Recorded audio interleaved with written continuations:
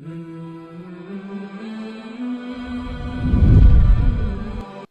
اللہ الرحمن الرحیم۔ شروع کرتی ہوں اللہ تعالیٰ کے نام سے جو بڑا مہربان نہایت رحم والا ہے۔ حضرت ابو ہریرہ رضی اللہ عنہ بیان کرتے ہیں، انہوں نے عرض کیا، اللہ کے رسول، کون سا صدقہ افضل ہے؟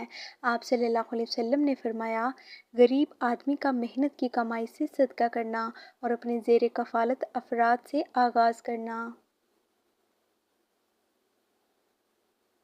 حضرت سلمان بن عامر رضی اللہ عنہ بیان کرتے ہیں، رسول اللہ صلی اللہ علیہ وسلم نے فرمایا، مسکین پر صدقہ کرنا صرف ایک صدقہ ہے، جبکہ رشتہ دار پر دوہرا ہے، صدقہ اور صلہ رحمی۔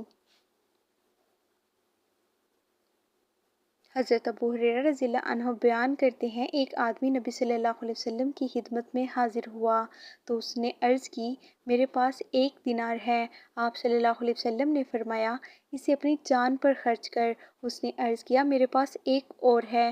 آپ صلی اللہ علیہ وسلم نے فرمایا، اسے اپنے اہل و عیال پر خرچ کر۔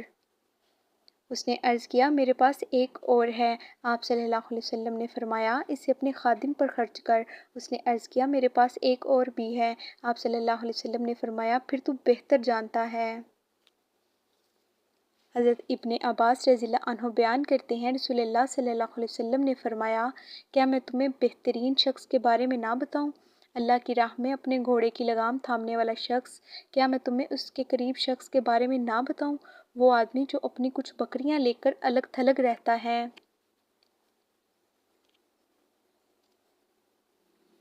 اور اس بارے میں اللہ کا حق ادا کرتا ہے۔ کیا میں تمہیں بدترین شخص کے بارے میں نہ بتاؤں؟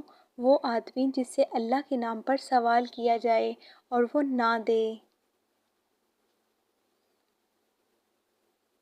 ہماری حوصلہ افزائی کے لیے چینل کو سبسکرائب کریں۔ جزاک اللہ۔